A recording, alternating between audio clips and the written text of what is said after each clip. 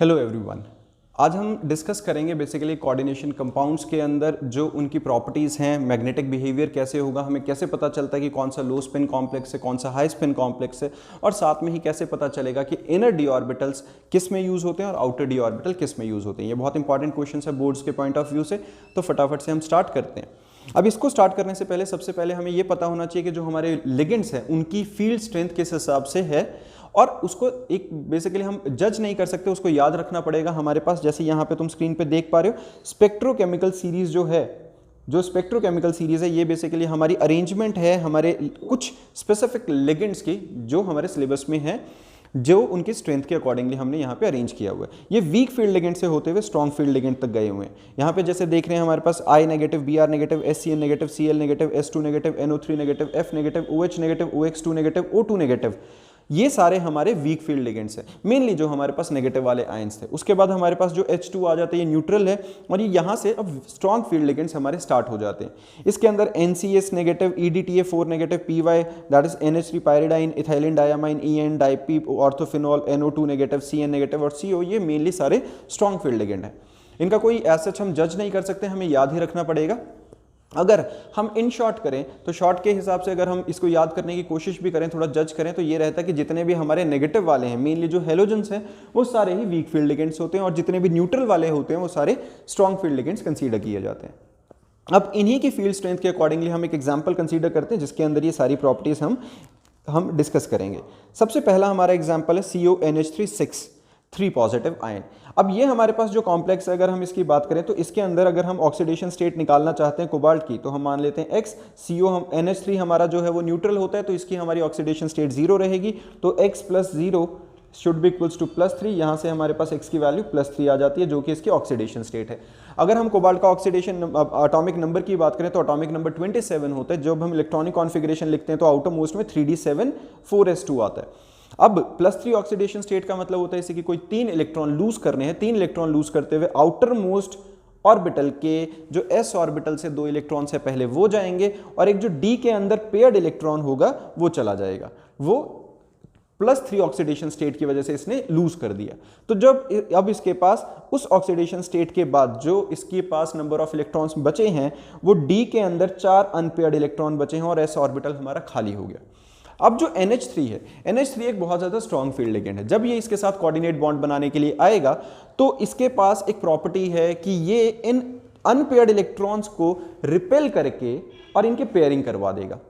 जो 4 electrons unpaired तरीके से d ऑर्बिटल के अंदर फैले हुए थे, वो सिर्फ 2 ही ऑर्बिटल्स में शिफ्ट हो जाएंगे और इनकी पेयरिंग हो जाएगी। अगर पेयरिंग हो गई है तो यहां पर अब जो इनर d ऑर्बिटल 3d के 2 d ऑर्बिटल्स हैं वो तो खाली हो गए हैं, क्योंकि वहां वाले इलेक्ट्रॉन्स तो पीछे को शिफ्ट होके पेयरिंग करा चुके हैं। तो जब वो d ऑर्बिटल खाली हो गए हैं तो जो NH3 के 6 कंपाउंड से 6 मॉलिक्यूल्स थे हमारे, वो आकर अपना अपना इलेक्ट्रॉन पेयर, कोऑर्डिनेट बॉन्ड में क्या होता है, इलेक्ट्रॉन पेयर डोनेट करेगा पूरा, और खाली d ऑर्बिटल में कोबाल्ट के पास आके वो सबमिट करा देगा। तो यहां पर अब हमारे पास 2d के 1 s का खाली था, और आगे बचे हुए जो 4p के 3 ऑर्बिटल्स थे वो यूज हो जाएंगे, और ये D2sp3 स्टेट में हाइब्रिडाइजेशन कर लेगा अपनी, या D2sp3 की इसकी एक तरह से हम कहेंगे ज्योमेट्री हमें मिलेगी, जिसका नाम होता है ऑक्टाहेड्रल। अब यहां पर जो d ऑर्बिटल हैं वो 3d वाले यूज हुए थे, 4d वाले खाली पड़े हैं लेकिन 3d वाले खाली थे। तो सबसे पहले 3d वाले के अंदर सबमिट हुए इलेक्ट्रॉन्स, और उसके बाद s वाले में, और फिर 4p वाले में। तो ये जो इनर d ऑर्बिटल्स यूज हुए हैं, इसके लिए हम इसका नाम क्या रखते हैं, इनर ऑर्बिटल कॉम्प्लेक्स। इनको क्या कहेंगे, inner orbital complex, inner d orbital complex, क्योंकि अंदर वाले d ऑर्बिटल्स इसके यूज हुए थे। अब यहाँ एक और देखने वाली चीज है, जो इसका हम प्रॉपर्टी की बात कर रहे थे, जैसे कि अब मान लो NH3 है।